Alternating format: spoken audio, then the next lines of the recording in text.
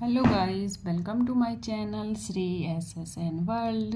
कैसे हैं आप सब? आशा करते हैं आप सब बहुत अच्छे होंगे। आपकी पढ़ाई बहुत अच्छे से चल रही होगी, और नहीं चल रही है तो टेंशन मत लीजिए, क्योंकि आज शाम तक आपको मिल जाएगा अपना 16 डेज बहुत ही अच्छा प्लानर। एकदम सॉफ्ट लचीला प्लानर, एकदम हार्ड नहीं होगा कि आपका डेली टारगेट कंप्लीट ना हो।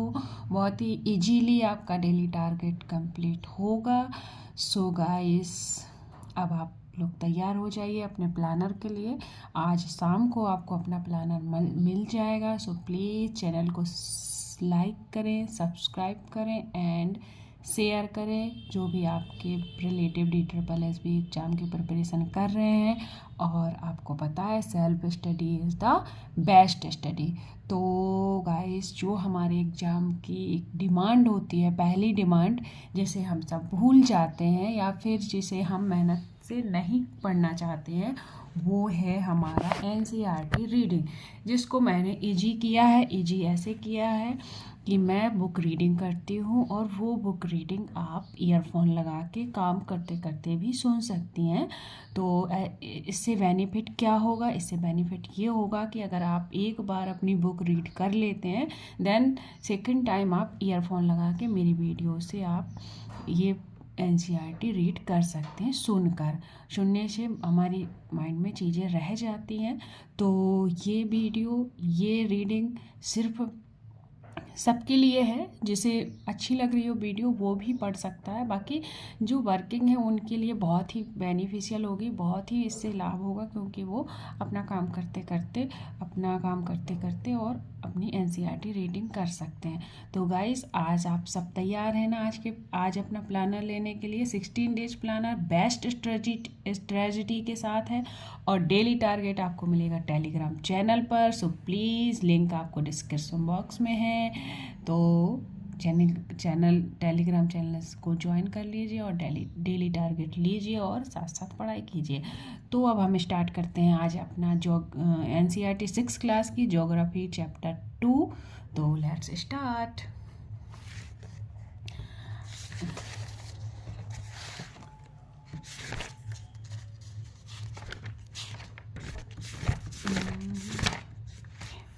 तो हमारा चैप्टर आप देख पा रहे होंगे, आज का चैप्टर है ग्लोब, अक्षांश एवं देशांतर। ठीक है, तो आपको एक चीज़ बताना चाहती हूँ मैं कि सबसे पहले ग्लोब और अक्षांश, जैसे कि ये हमारी अर्थ है, ये होता है हमारा उत्तरी पोल, ये होता है हमारा दक्षिणी पोल। तो यहाँ ये चपटी होती है, इसलिए इसे क्या कहा जाता है? भूभाग कहा जाता है। और ऐसे ऐसे हमारे रेखाएं होती हैं जिन्हें अक्षांश कहा जाता है। सॉरी गाइस, ये हमारे अक्षांश होते हैं। यहाँ बीच से हमारी विषुवत रेखा जाती है, और ये ऐसी ऐसी जो रेखाएं जाती हैं ये हमारे देशांतर होते हैं। ठीक है, और यहाँ से हमारी यामोत्तर रेखा यानी कि GMT जाती है, ग्रीनविच लाइन रेखा। ठीक है, तो इस लेसन का यही एक टिप्स था कि अर्थ के बारे में जानना था, अर्थ क्या है, ग्लोब के बारे में जानना था। तो आई थिंक ये चीज़ें सभी जानते हैं, बट इस लेसन को रीडिंग करने के पीछे पर्पस क्या है, तो पर्पस आप सबको मैं बताऊंगी। आप सुनिए या देख के पढ़िए। जिसके पास बुक्स नहीं है वो इससे रीड करिए, और जो इम्पोर्टेंट पॉइंट बताऊँ उसे नोट कर सकते हैं आप, अगर आप करना चाहते हैं तो। ठीक है, तो देखिए, पिछले अध्याय में आप पढ़ चुके हैं कि हमारी पृथ्वी गोलाकार नहीं है, जो कि अभी मैंने बताया कि हमारी पृथ्वी ध्रुवों पर चपटी है। तो यह उत्तरी एवं दक्षिणी ध्रुवों पर थोड़ी सी चपटी है तथा मध्य में थोड़ी सी उभरी है। तो ध्रुवों पर चपटी है, उत्तरी ध्रुव और दक्षिणी ध्रुव पर चपटी है। ये मध्य भाग है, यहाँ पर कैसी है? हमारी उभरी हुई है। ठीक है, क्या देखो, क्वेश्चन भी कर रही है NCERT हमसे, क्या आप कल्पना कर सकते हैं कि यह कैसी दिखती है? इस संबंध में जानकारी प्राप्त करने के लिए आप अपनी कक्षा में सावधानी पूर्वक ध्यानपूर्वक ग्लोब को देखिए। आपकी कक्षा में ग्लोब होगा, उसे देखिए। ग्लोब पृथ्वी का लघु रूप में है। ग्लोब क्या है? पृथ्वी का लघु रूप में है और यह एक कैसा चित्र है? वास्तविक प्रतिरूप है। तो ये जानकारी हमें थी, पर ये जानकारी हमें नहीं थी, क्योंकि हम बुक नहीं पढ़ेंगे तो हमें कैसे पता चलेगा। तो ग्लोब पृथ्वी का कैसा रूप है? लघु रूप है और एक वास्तविक प्रतिरूप है। जिसे पता नहीं होगा तो वो इसे डिनाई कर देगा, क्योंकि वास्तविक प्रतिरूप हम सोचेंगे पृथ्वी तो इतनी बड़ी है, इतने छोटे से ग्लोब में कैसे आ जाएगी। तो याद रखेंगे गाइस, ग्लोब पृथ्वी का लघु रूप है, लघु रूप में एक वास्तविक प्रतिरूप है। ठीक है, तो नेक्स्ट क्या कह रहा है? ग्लोब विभिन्न आकार एवं प्रकार के हो सकते हैं। ग्लोब एक ही प्रकार के नहीं होते, कई प्रकार के हो सकते हैं। जैसे बड़े ग्लोब जो आसानी से एक स्थान से दूसरे स्थान नहीं ले जा सकते। पॉकेट ग्लोब, मतलब पॉकेट ग्लोब यानी कि छोटे ग्लोब होते हैं। और गुब्बारा जैसे ग्लोब जिनमें हवा भरी जाती है, तो ये आसानी से हम इधर से एक स्थान से दूसरे स्थान ले जा सकते हैं। ठीक है, ग्लोब स्थिर नहीं होते हैं, मतलब एक जगह नहीं रखे रहते। इसे उस मतलब एकदम स्थिर नहीं होते कि इन्हें मूवेबल नहीं है, ये मूवेबल है, इन्हें हम घुमा सकते हैं। इसे उसी प्रकार घुमाया जा सकता है जैसे कुम्हार का पहिया या लट्टू घुमाता है। जिन्होंने बचपन में लट्टू खेला होगा, ऐसे घुमाने वाली चक्री आती है ना, ऐसे घूमती है, तो वो उसी तरह ये घूमता है ग्लोब। ग्लोब पर देशों, महाद्वीपों तथा महासागरों को उनके सही आकार में दिखाया गया है। तो ये भी इम्पोर्टेंट पॉइंट है। सेम उसी की तरह वास्तविक प्रतिरूप इतना बड़ा होता है, छोटे में कैसे होगा? सेम ऐसे ही हम सोच सकते हैं, पहाड़ तो इतने बड़े होते हैं और ग्लोब में कैसे सही रूप में आ गए। तो ये सत्य है कि ग्लोब पर महाद्वीप, महासागरों को उनके सही आकार में दिखाया जाता है। नेक्स्ट है आपका, पृथ्वी के समान किसी गोले पर किसी बिंदु की स्थिति का वर्णन करना कठिन है। पृथ्वी के समान किसी गोले पर किसी बिंदु की स्थिति का वर्णन करना कठिन है। अब प्रश्न यह उठता है कि इस पर किसी स्थान की स्थिति कैसे बताई जा सकती है, मतलब कोई स्थान कहाँ है, ये कैसे हम पता कर सकते हैं, है ना। तो इसके लिए हमें कुछ बिंदुओं एवं रेखाओं के संदर्भ की आवश्यकता होती है। ये क्वेश्चन हम बचपन में जब पढ़ते थे, मतलब बचपन में या सोचते थे कि ये स्थान कैसे पता चल जाता है यहाँ है, तो उसके बारे में आज हम पढ़ने वाले हैं। तो आप देखेंगे कि एक सुई ग्लोब में झुकी हुई अवस्था में है, ठीक है, जिसे अक्ष कहा जाता है। ये देखिए, ये पृथ्वी अपने उस पर अक्ष पर कितनी झुकी हुई है, ठीक है, ऐसे झुकी हुई है, जिसे क्या कहते हैं हम? अक्ष कहते हैं। क्या कहते हैं हम? अक्ष कहा जाता है, जिसे अक्ष कहा जाता है। ग्लोब पर वे दो बिंदु जिनसे होकर सुई गुजरती है, उत्तर तथा दक्षिणी ध्रुव होते हैं। कौन से ध्रुव होते हैं हमारे? ये उत्तरी ध्रुव होता है, ये दक्षिणी ध्रुव होता है, जैसा कि मैंने अभी बताया आपको होते हैं। ग्लोब को इस सुई के चारों ओर पृथ्वी की भांति मतलब जैसे पृथ्वी घूमती है, पृथ्वी कैसे? पश्चिम टू पूरब घूमती है, ऐसे घूमती है हमारी पृथ्वी, ऐसे पश्चिम टू पूरब, ठीक है, घुमाया जा सकता है। लेकिन याद रखें, इन दोनों में एक अंतर है। पृथ्वी पर वास्तव में ऐसी कोई भी सुई नहीं है। जो इसमें एक सुई डाल देते हैं घुमाने के लिए ग्लोब में, ऐसी कोई सुई नहीं है, बस यह एक काल्पनिक रेखा है। देखो, यह एक काल्पनिक रेखा है। एक अन्य काल्पनिक रेखा भी ग्लोब पर होती है, जो दो बराबर भागों में बांटती है। देखो, एक तो काल्पनिक रेखा ये हो गई अक्ष वाली, एक काल्पनिक रेखा यहाँ होती है जो पृथ्वी को दो बराबर भागों में बांट देती है। ये उत्तरी भाग हो जाएगा, ये हमारा दक्षिणी भाग हो जाएगा, ठीक है। नेक्स्ट, ये कुछ नहीं है गाइस, ये एक्टिविटी है बच्चों से कराने के लिए, ठीक है। तो जो दो बराबर भागों में हमारी पृथ्वी को बांटती है, उसे क्या कहते हैं? विषुवत रेखा कहते हैं, ठीक है, कहा जाता है। पृथ्वी के उत्तर में स्थित आधे भाग को उत्तरी गोलार्ध और दक्षिण वाले भाग को दक्षिणी गोलार्ध कहा जाता है।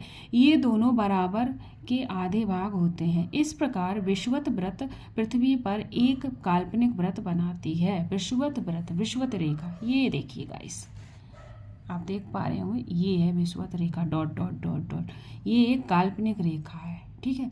ये काल्पनिक रेखा से हमारी पृथ्वी दो भागों में डिवाइड हो जाती है, उत्तरी गोलार्ध और दक्षिणी गोलार्ध, ठीक है।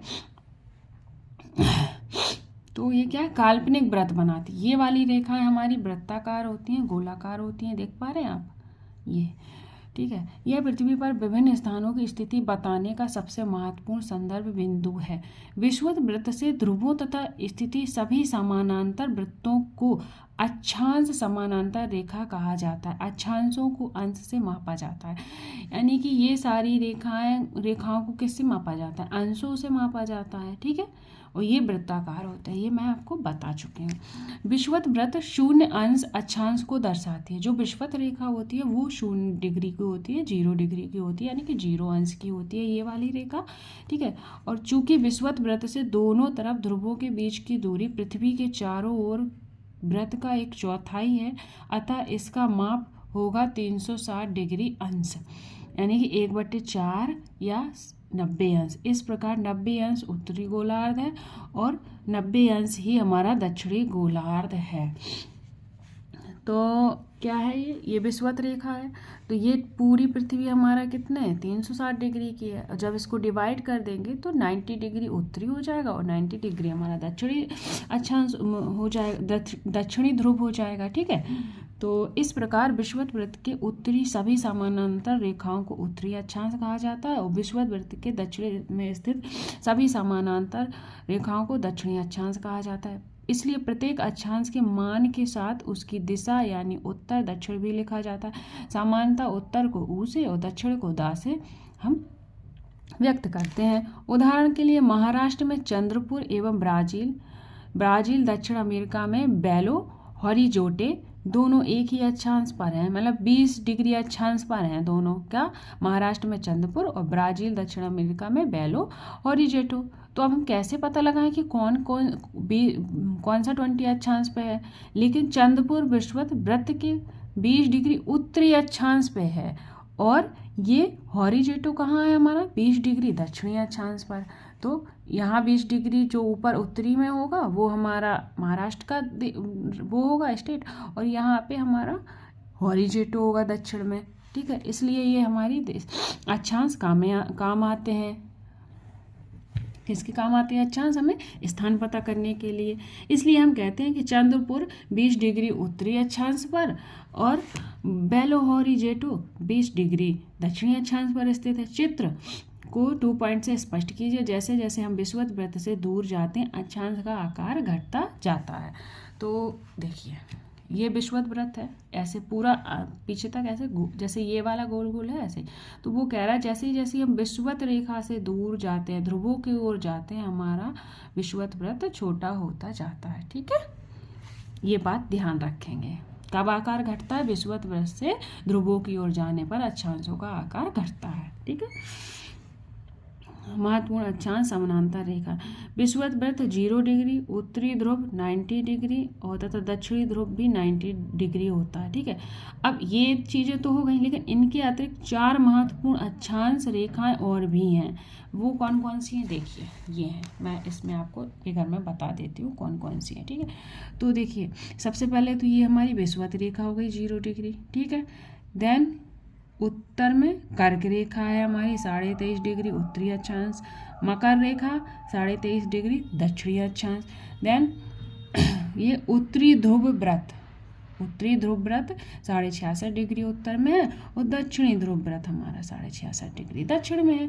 अब ये विषुवत रेखा कर्क रेखा से मकर रेखा के बीच का स्थान कैसा होता है? उष्णकटिबंधीय, क्योंकि यहाँ पर सूर्य की किरणें सीधा पड़ती हैं। जब सूर्य की किरणें सीधा पड़ेंगी तो वहाँ गर्मी ज़्यादा होगी, ठीक है।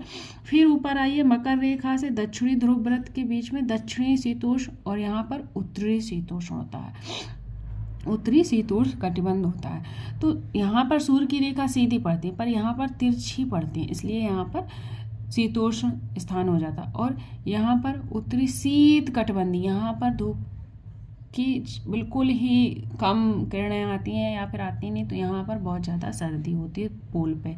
उत्तरी ध्रुव और दक्षिणी ध्रुव दोनों पोल पर बहुत ज़्यादा सर्दी होती है, इस बात का आप ध्यान रखेंगे, ठीक है। तो आगे बढ़े। ये देखो हमें चित्र के माध्यम से समझाया गया है कि ये टॉर्च है, इसको आप सन मान लीजिए। सन की रोशनी यहाँ पर सीधी जा रही है, ज़्यादा दिख रही है, पर जैसे इसे तिरछा करेंगे तो ऊपर साइड इसकी रोशनी कम जा रही है तो यहाँ पर अंधेरा रहेगा। सेम ही सूर्य के साथ होता है और ये हमारे अक्षांश और देशांतर के साथ होता है। ठीक है गाइस, तो हम आगे पढ़ेंगे। ठीक है गाइस, तो अभी मैंने ये बताया था आपको ग्लोब में वही सब चीज़ें हैं। उत्तरी गोलार्ध में कर्क रेखा 23.5 डिग्री उत्तरी गोलार्ध में, मकर रेखा 23.5 डिग्री दक्षिणी गोलार्ध में, एंड विषुवत वृत्त के 66.5 डिग्री उत्तर में उत्तरी ध्रुव व्रत होता है। उत्तरी ध्रुव व्रत 66.5 डिग्री एंड दक्षिणी ध्रुव व्रत 66.5 डिग्री। ठीक है, अब पृथ्वी के ताप कटिबंध हेडिंग है। तो क्या है ताप कटिबंध? जो मैंने अभी बताया था कि कहाँ सर्दी कहाँ गर्मी ज़्यादा होती है उसके बारे में बताया गया। कर्क रेखा एवं मकर रेखा के बीच के सभी अक्षांशों पर सूर्य वर्ष में एक बार दोपहर में सिर के ठीक ऊपर होता है। कौन कौन सी रेखा के बीच में होता है? कर्क रेखा एंड मकर रेखा के बीच सूर्य वर्ष में एक बार ठीक सर के ऊपर होता है। ठीक है, इसलिए इस क्षेत्र में सबसे अधिक ऊष्मा प्राप्त होती है, उसे उष्णकटिबंधीय कहा जाता है। अब आप कहेंगे बुक क्यों रीड करना है, तो बुक रीड करने का पॉइंट मैं बताती हूँ।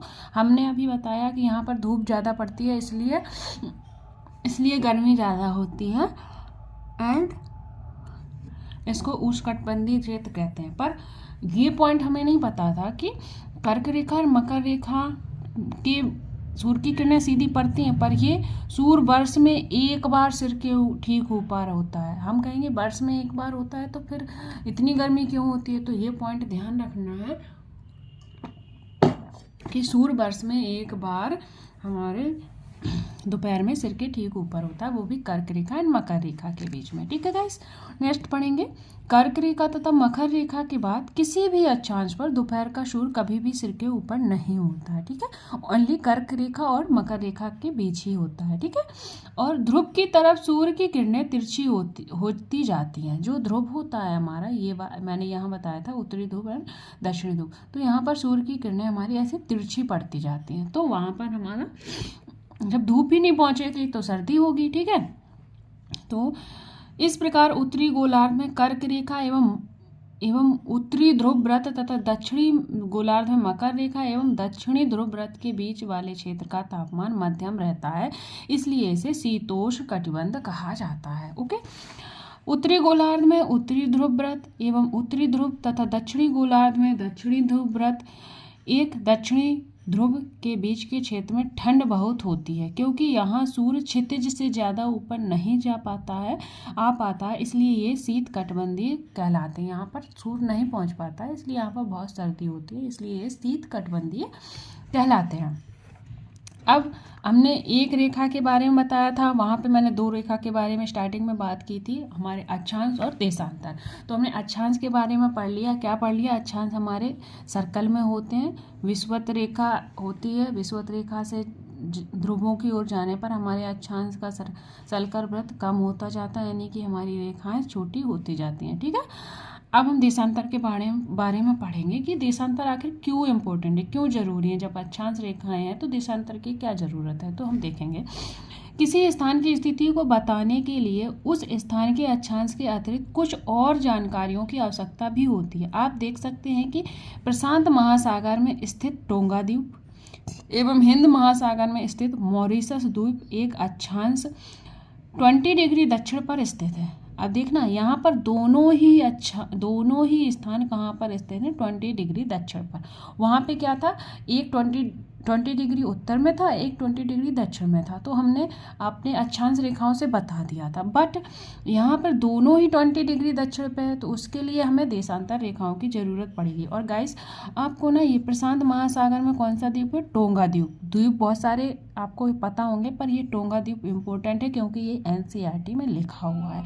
हिंद महासागर में स्थित मॉरिशस द्वीप, ठीक है, ये भी याद रखना स्पेशली, मतलब सारे बच्चे याद रखेंगे, और ये सीटेट के लिए भी उतनी ही बेनिफिशियल है। तो आप लोग ध्यान से इस बुक रीडिंग को पढ़ें। ठीक है, लास्ट में मैं बताऊंगी कि इस बुक रीड की आप क्वेश्चन कहाँ से इसके सॉल्व करूं, तो उसके बारे में वीडियो के लास्ट में बताऊंगी, तो आप ध्यान से वीडियो को देखिए। तो अब क्या करें कि भाई 20 डिग्री पे दोनों ही चीज़ें स्थित हैं, तो इसका पता कैसे लगाएं?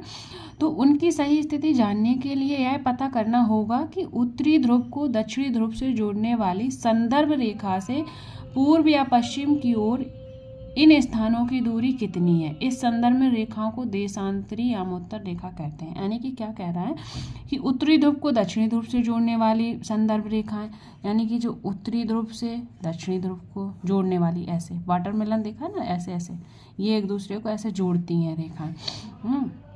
और पश्चिम की ओर इन स्थानों की दूरी कितनी है। इस स्थानीय रेखाओं को देशांतर यामोत्तर रेखा कहते हैं तथा उनके बीच की दूरी को देशांतर के अंशों में मापा जाता है। प्रत्येक अंश को मिनट में तथा मिनट को सेकंड में मापा जाता है। जो अंश होता है प्रत्येक एक अंश को मिनट में और मिनट को अंश में विभाजित किया जाता है। ये अर्धवृत्त होती हैं, ठीक है, ध्यान रखना। देशांतर रेखाएं हमारी अर्धवृत्ताकार होती हैं और अक्षांश रेखाएं हमारी वृत्ताकार होती हैं, ठीक है, मोस्ट पॉइंट। उनके बीच की दूरी ध्रुवों की तरफ बढ़ने पर घटती जाती है। सेम उनके वृत्त की दूरी ध्रुवों की ओर बढ़ने पर घटती जा रही थी और इनके बीच की दूरी ये देखो, ये यहाँ पर ये दूरी ज़्यादा है, ये घटती जा रही, और यहाँ पे इनका वृत्त की दूरी कम होती, वृत्त कम होता जा रहा था। तो इस बात का ध्यान रखेंगे आप, ठीक है। तो घटती जाती है एवं ध्रुवों पर शून्य हो जाती है। इनकी क्या है, ध्रुवों पर शून्य हो जाती है और अक्षांश शून्य नहीं होता है, ठीक है, ध्यान रखना ये अलग अलग पॉइंट है। कभी कभी क्या होता है कि फिगर दे देगा और पूछेगा ये सब चीज़ ऊपर दे देगा देशांतर रेखाओं की क्या खासियत है, तो आपको बताना होगा। तो उसमें दे देगा कि देशांतर रेखाओं का वृत्त ध्रुवों की ओर बढ़ने पर छोटा हो जाता है, तो ये गलत हो जाएगा क्योंकि ये अक्षांश रेखा का है। और अगर वो बोलेगा कि ध्रुवों पर शून्य हो जाती है तो ये सही है, देशांतर रेखाएं ध्रुवों पर शून्य हो जाती है। जहाँ सभी देशांतरीय यामोत्तर आपस में मिलती हैं, ठीक है, यहाँ पर मिलती हैं तो यहाँ शून्य हो जाती हैं, ठीक है। अक्षांश रेखाओं से भिन्न सभी देशांतरीय यामोत्तरों की लंबाई समान होती है, इसलिए इन्हें सिर्फ मुख्य संख्याओं में व्यक्त करना कठिन था। तब सभी देशों ने निश्चय किया कि ग्रीनविच जहां ब्रिटिश राज की वेधशाला स्थित है से गुजरने वाली यामोत्तर से पूर्व और पश्चिम की ओर गिनती शुरू की जाए। वहां ये ग्रीनविच रेखा कहाँ पर स्थित है, जहाँ ब्रिटिश राज की वेधशाला स्थित है, ठीक है। तो ये कहाँ पूर्व और पश्चिम की ओर गिनती, उन्होंने कहा यहाँ से पूरब से लेकर पश्चिम तक गिनती शुरू की जाए। इस यामोत्तर को प्रमुख यामोत्तर कहते हैं। इसका मान 0 डिग्री होता है, ये GMT, ग्रीनविच रेखा जो होती है उसे GMT कहते हैं, वो 0 डिग्री देशांतर होती है। तथा यहाँ से हम 180 डिग्री पूर्व और 180 डिग्री पश्चिम तक गणना करते हैं, यानी कि 180 डिग्री ये हमारा पूर्व हो गया और ये 180 डिग्री हमारा पश्चिम हो गया। प्रमुख यामोत्तर तथा 180 डिग्री यामोत्तर मिलकर पृथ्वी की 2 समान भागों पूर्वी गोलार्ध एवं पश्चिमी गोलार्ध में विभक्त करती है। इसलिए किसी स्थान के देशांतर के आगे पूर्व के लिए अक्षर पू तथा पश्चिम के लिए पा का उपयोग करते हैं, शॉर्ट फॉर्म। यह जानना रोचक होगा कि 180 डिग्री पूर्व और 180 डिग्री पश्चिम यामोत्तर एक ही रेखा पर स्थित हैं। इस चीज़ को आप कैसे याद करेंगे, ये इम्पोर्टेंट पॉइंट है। मान लो ये हमारा 180 डिग्री पूर्व है और देन 180 डिग्री हमारा पश्चिम है, तो ये हमारी पृथ्वी कैसी है, एक मिनट पेज फटा है, ये है हमारी पृथ्वी कैसी है, गोल, ये पृथ्वी है हमारी गोल, ठीक है, ये पृथ्वी गोल है। ध्यान, अब हमने इस पृथ्वी को ऐसे खोल दिया, जब खोलेंगे तो 180 डिग्री हमारा पूर्व हो गया, 180 डिग्री पश्चिम हो गया। जब इसे घुमा देंगे तो ये 180 डिग्री दोनों एक ही जगह मिलेंगे। वही बात ये कह रहा है कि 180 डिग्री पूर्व और 180 डिग्री पश्चिम यामोत्तर एक ही रेखा पर स्थित हैं, ठीक है। जैसे ये मान लो ये यामोत्तर रेखा है, तो यहाँ पर 180 डिग्री पश्चिम हो गया, यहाँ पे 180 डिग्री पूरब हो गया, एक ही रेखा पे स्थित है। और जब इसे ग्राफ को ऐसे खोल दोगे तो 180 डिग्री पूरब यहाँ जाएगा, पश्चिम यहाँ चला जाएगा, तो ये एक ही लाइन पर स्थित है। ध्यान रखना इस बात का, ये लाइन अच्छी है, मतलब इम्पोर्टेंट है, इसे ध्यान रखना। अब ग्लोब पर अक्षांश समांतर रेखाओं एवं देशांतरीय यामोत्तरों के द्वारा अपनी ग्रिड को देखो। ग्रिड क्या होता है गाइस, ग्रिड ये जो चौकोर सा बन गया ना, ये अक्षांश से और देशांतर मिलाकर ये बन गया, ये हमारा ग्रिड होता है। तो उन्होंने कहा अब देशांतर यामात्रा के द्वारा अक्षांश और देशांतर दोनों रेखाओं द्वारा बने ग्रिड को देखो। अगर आपको किसी स्थान के अक्षांश या देशांतर की सही जानकारी हो तो ग्लोब पर आप उस स्थान का पता आसानी से लगा सकते हैं। उदाहरण के लिए असम में धुबरी 26 डिग्री उत्तरी में है और उत्तरी अक्षांश में है और 90 डिग्री पूर्वी देशांतर पर स्थित है। तो अब उस बिंदु को देखो जहाँ ये दोनों रेखाएं एक दूसरे को काटती हैं, यानी कि 26 डिग्री उत्तरी अक्षांश। तो 26 डिग्री मतलब 30 ये है, तो यहाँ कहीं 26 डिग्री होगा उत्तरी अक्षांश, ठीक है। अब क्या बोला है उसने, 90 डिग्री पूर्वी देशांतर, तो ये 60 है, यहाँ 90 होगा, तो यहाँ 26 यहाँ 90, तो यहाँ पर हमारा दुबरी होगा। तो ऐसे हम स्थान का पता लगाते हैं।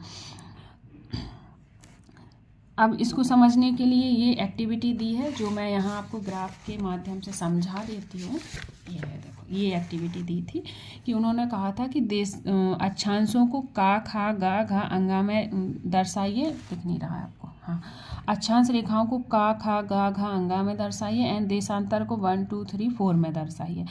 अब स्थान को, जैसे आ स्थान है, तो आ स्थान को डिफाइन कैसे करोगे, तो आ स्थान को यानी कि ये हमारी विषुवत रेखा होगी, तो ये उत्तरी अक्षांश हो गया।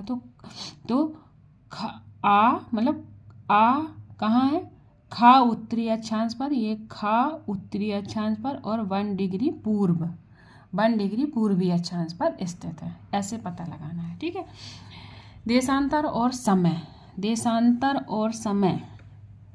समय को मापने का सबसे अच्छा साधन पृथ्वी, चंद्रमा एवं ग्रहों की गति है। पुराने ज़माने में हम सूर्य से ही समय का पता लगाते थे। सूर्योदय एवं सूर्यास्त प्रतिदिन होता है, अतः स्वाभाविक ही है कि यह पूरे विश्व में समय निर्धारण का सबसे अच्छा साधन है। स्थानीय समय का अनुमान सूर्य के द्वारा बनने वाली परछाई से लगाया जा सकता है। दोपहर में सबसे छोटी एवं सूर्योदय तथा सूर्यास्त के समय सबसे लंबी होती है। ग्रीनविच पर स्थित प्रमुख यामोत्तर पर सूर्य जिस समय आकाश के सबसे ऊपर ऊंचे बिंदु पर होगा उस समय यामोत्तर पर स्थित सभी स्थानों पर दोपहर होगी। दोपहर कब होगी, जब सूर्य ग्रीनविच पर स्थित यामोत्तर रेखा पर सबसे ऊपर होगा, वहाँ सब जगह दोपहर होगा। चूंकि पृथ्वी पश्चिम से पूरब की ओर चक्कर लगाती है, अतः वे स्थान जो ग्रीनविच के पूर्व में हैं उनका समय ग्रीनविच समय से आगे होता है तथा पश्चिम में है उनका समय पीछे होता है। यानी कि जो स्थान यहाँ पूर्व में है उनका समय आगे होगा और जो यहाँ पश्चिम में उनका समय पीछे होगा। समय के अंतर की दर की गणना निम्नलिखित विधि से की जाती है। पृथ्वी लगभग 24 घंटे में अपना एक चक्कर पूरा करती है, अपना अक्ष पर 24 घंटे में एक चक्कर पूरा करती है, यानी कि 360 डिग्री घूम जाती है। तो एक घंटे में कितना घूमती है, वो 15 देशांतर घूमती है। 24 घंटे में 360 देशांतर घूमती है, हैं? तो एक घंटे में 15 डिग्री एवं 4 मिनट में 1 डिग्री घूमती है। इस प्रकार जब ग्रीनविच पर दोपहर के 12 बजे होंगे, देखिए समझिए, ये है हमारी ग्रीनविच रेखा, ये 180 डिग्री पश्चिम और 180 डिग्री पूरब। यहाँ जाएंगे तो प्लस में होगा टाइम, यहाँ जाएंगे तो माइनस में होगा।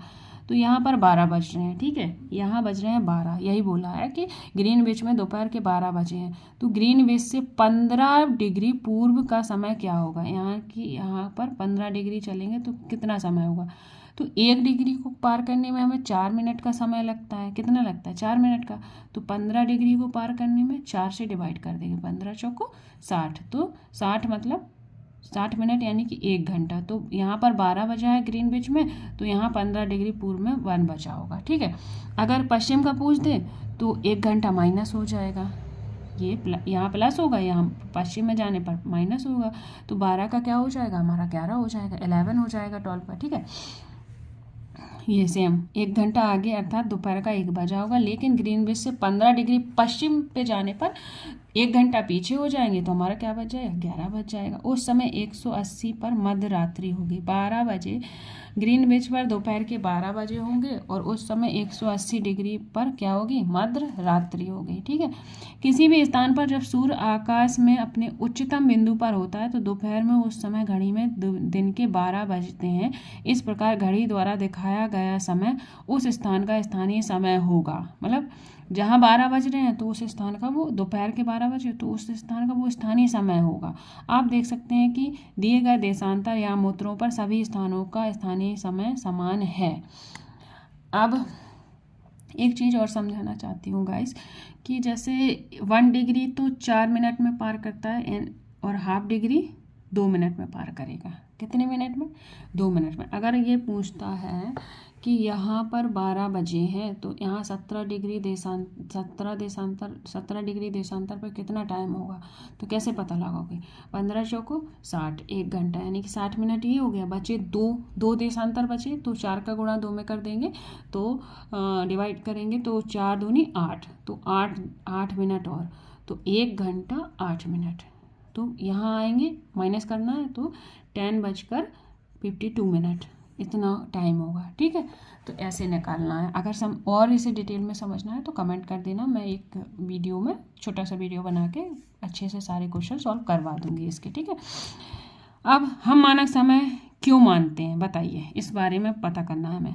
अलग अलग यामोत्तर पर स्थित स्थानों के स्थानीय समय में अंतर, यानी कि अगर एक ही जगह यामोत्तर होगा तो अलग अलग स्थान पर अलग अलग समय होगा, उससे हमें दिक्कत होगी हमारे व्हीकल्स के लिए। कैसी दिक्कत होगी? उदाहरण के लिए बहुत से देशांतरों से होकर गुजरने वाली रेलगाड़ियों के लिए समय सारणी तैयार करना कठिन होगा। भारत में गुजरात के द्वारका तथा असम के डिब्रूगढ़ के स्थानीय समय में लगभग कितना अंतर है? 1 घंटा 45 मिनट का अंतर है। तो गाइस ये वाली लाइन याद रखना, गुजरात के द्वारका और असम के डिब्रूगढ़ के स्थानीय समय में लगभग 1 घंटा 45 मिनट का अंतर होगा। इसलिए यह आवश्यक है कि देश के मध्य भाग से होकर गुजरने वाली किसी यामोत्तर के स्थानीय समय को देश का मानक समय माना जाए। इस यामोत्तर रेखा के स्थानीय समय को पूरे देश का मानक समय माना जाता है। भारत में 82.5 डिग्री को मानक यामोत्तर माना गया है। मतलब भारत में कितने डिग्री का यामोत्तर है? ग्रीनविच लाइन कितने डिग्री की है? तो वो है 82.5 डिग्री। ये देखिए भारत की यहाँ से गई है 82.5 डिग्री, 97 डिग्री पूरब और 68 डिग्री पूरब। भारत हमारा पूरब में है ना, तो इसलिए दोनों साइड पूरब आएंगे। और इसके बारे में डिटेल आगे एनसीईआरटी में है, क्योंकि मुझे अपन को 12th तक की एनसीईआरटी पढ़नी है। तो अभी आप एक अंडरस्टैंडिंग बनाते जाइए, ये मत सोचिए ये कैसे हुआ ये कैसे हुआ। धीरे धीरे जैसे ही लेवल बढ़ेगा इन सब के बारे में मैं डिटेल से आपसे बात करूँगी और एक एक पॉइंट को क्लियर करूँगी। बस आपको एक अंडरस्टैंडिंग बनानी है अभी, ठीक है, वो बनाइए। और कहाँ थे हम? यहाँ। तो भारत में कितनी डिग्री यामोत्तर रेखा है? 82.5 डिग्री। कबीर भोपाल के निकट एक छोटे से नगर में रहता है। कहाँ रहता है? भोपाल में। वह अपने मित्र आलोक से कहता है कि वे लोग आज रात्रि में नहीं सो पाएंगे। भारत एवं इंग्लैंड के बीच एक क्रिकेट मैच लंदन में 2 बजे है। तो लंदन में 2 बजे है अपराह्न में, तो अर्थात भारत के समय अनुसार मैच शाम के 7:30 बजे शुरू होगा। अब हमने कैसे पता लगा लिया कि यहाँ 2 बजे अपराह्न है, तो यहाँ 7:30 बजे होगा? क्योंकि हमारा GMT, हमारी जो ग्रीनविच लाइन है यामोत्तर रेखा है, वो 5.5 डिग्री हमारी आगे है। ठीक है, ग्रीनविच लाइन से हमारा टाइम 5.5 डिग्री आगे, ऐसे पता लगाते हैं। देर रात्रि में समाप्त होगा। क्या आप जानते हैं कि भारत एवं इंग्लैंड के बीच समय में क्या अंतर है? तो भारत ग्रीनविच के पूर्व 82.5 डिग्री पूर्व में स्थित है। जो ग्रीनविच लाइन होती है ना, तो उसके 82.5 डिग्री पूर्व में हम स्थित हैं। यहाँ का समय ग्रीनविच के समय से कितना आगे है? 5.5 घंटा, यानी कि 5 घंटा 30 मिनट आगे। इसलिए जब लंदन में दोपहर के 2 बजेंगे तो हमारे यहाँ 7:30 बजेंगे। अगर वहाँ 3 बजे होते तो हमारे यहाँ 8:30 बजे होंगे। ठीक है, कुछ देशों का देशांतरी विस्तार अधिक होता है, जिसके कारण वहाँ एक से अधिक मानक समय अपनाए गए हैं। ये अगर लाइन आती है कि क्या किसी देश में एक से अधिक मानक समय रेखाएं हो सकती हैं, तो आंसर यस। उदाहरण के लिए रूस में कितने हैं? 11 मानक समयों को अपनाया गया है। पृथ्वी को एक घंटे वाले 24 समय क्षेत्रों में बांटा गया है। इस प्रकार प्रत्येक समय क्षेत्र 15 देशांतर तक के क्षेत्र को घेरता है। याद रखेंगे, पृथ्वी को एक घंटे वाले 24 समय क्षेत्रों में बांटा गया। कितने? 24 समय क्षेत्रों में। इस प्रकार प्रत्येक समय क्षेत्र में 15 डिग्री देशांतर तक के क्षेत्र को घेरता है। ये लाइन भी याद रखेंगे। ठीक है, तो गाइस ये था हमारा आज का 2nd चैप्टर, जो कि फिनिश हो चुका है। और मैंने कहा था कि लास्ट में बताएंगे क्वेश्चन प्रैक्टिस कहाँ करेंगे। जो लोग CTET paper 1 social science social studies की प्रिपरेशन कर रहे हैं, SST की प्रिपरेशन कर रहे हैं, और जो लोग और भी DSSS या किसी भी एग्ज़ाम को पढ़ रहे हैं, तो एक बार अगर आपको लगता है NCERT से मतलब कोई फ़ायदा नहीं है, तो मैंने जो चैप्टर आपको करवाए हैं 1 और 2 दोनों अच्छे से पढ़िए। अच्छे से पढ़ने के बाद सनी सर हैं, आप डालेंगे NCERT filter series by Sunny sir, तो उन्होंने चैप्टर वाइज क्वेश्चन करवाए हैं। तो आप पहले फर्स्ट चैप्टर पढ़िए और उसके क्वेश्चन करिए जाके सनी सर की क्लास में, तो आपको पता चलेगा कैसे क्वेश्चन बने हैं और ये रीडिंग हमारे लिए बेनिफिशियल है या नहीं है, इससे मुझे कुछ बेनिफिट मिलेगा या नहीं मिलेगा, वो उस क्लास में आपको पता चल जाएगा। तो जो NCERT नहीं पढ़ सकते, जिनके पास NCERT बुक अवेलेबल नहीं है, तो वो लोग ये सीरीज ज़रूर देखें। इसमें NCERT मैं लाइन टू लाइन पढ़ रही हूँ, और जहाँ समझाने का पॉइंट होता है वह मैं थोड़ा थोड़ा समझा भी देती हूँ। समझाने को मैं पूरा समझाऊँ पर वीडियो बहुत लंबा हो जाएगा, तो मैं लाइन टू लाइन पढ़ती हूँ। और NCERT इतनी इजी लैंग्वेज दी है 6 to 8 में कि हमें ज़्यादा टीचर्स की ज़रूरत नहीं पड़ती है कि कोई हमें समझाए, बस हमें उसे रीड करना होता है, सुनना होता है। तो एक बार आप इसे रीड करिए, सुनिए, एंड देन आप जाके शनि सर की क्लास में, उन्होंने NCERT फ़िल्टर सीरीज कराई है टीचर्स अड्डा पर, यूट्यूब पे, नॉट पेड बैच, यूट्यूब पे उन्होंने YT पे ही करवाई है फ़िल्टर सीरीज।